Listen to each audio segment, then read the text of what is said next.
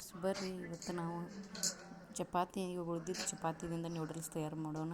ಉಳ್ಳಾಗಡ್ಡಿ, tomato, capsicum, ಕೊತ್ತಂಬರಿ, ಕರಿಬೇವು, ಹಸಿಮೆಣಸಿನ್ಕಾಯಿ ಒಂದು ಕಡಾಯಿ ಒಳಗೆ ಎಣ್ಣೆ ಸೇರಿಸಿ ಅದಕ್ಕೆ ಇದೆಲ್ಲ ತಿರುಗಿಸ್ಕೊಂಡ್ಬಿಟ್ಟು ಎಲ್ಲ ತರಕಾರಿಗಳನ್ನೆಲ್ಲ ಅದಕ್ಕೆ ಹಾಕಬೇಕು. ನಾವು ಕರಿತಿದ್ರೆ ಅದು ಆಗಿರ್ತೀವಿ.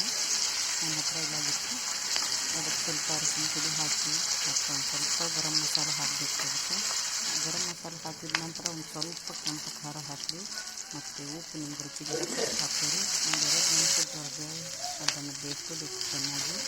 ಅದಾದ ನಂತರ ಅದಕ್ಕೆ ಸ್ವಲ್ಪ ಟೊಮೆಟೊ ಸಾಸ್ ಆ್ಯಡ್ ಮಾಡಿ.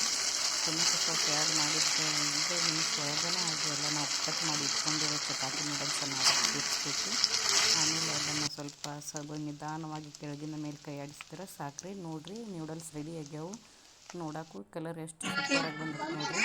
ತಿನ್ನೋಕ್ಕೂ ಅದು ಭಾಳ ರುಚಿಯಾಗಿದ್ದೀರಿ. ಹುಡುಗರಿಗೆಲ್ಲ ಭಾಳ ಇಷ್ಟ ಆಗಿ ನಮ್ಮ ಮನ್ಯಾಗ ಚಪಾತಿ ಯಾವಾಗೂ ಉಳಿತಿರ್ತಾವಲ್ಲ, ಅವಾಗ ಇಂಥ ಒಂದು ನೂಡಲ್ಸ್ ಮಾಡಿ ತಿನ್ನಿಸಿದ್ರೆ ಹುಡುಗರಿಗೂ ತುಂಬ ಚಲೋ ಅನಿಸುತ್ತೆ. ಟ್ರೈ ಮಾಡಿರಿ.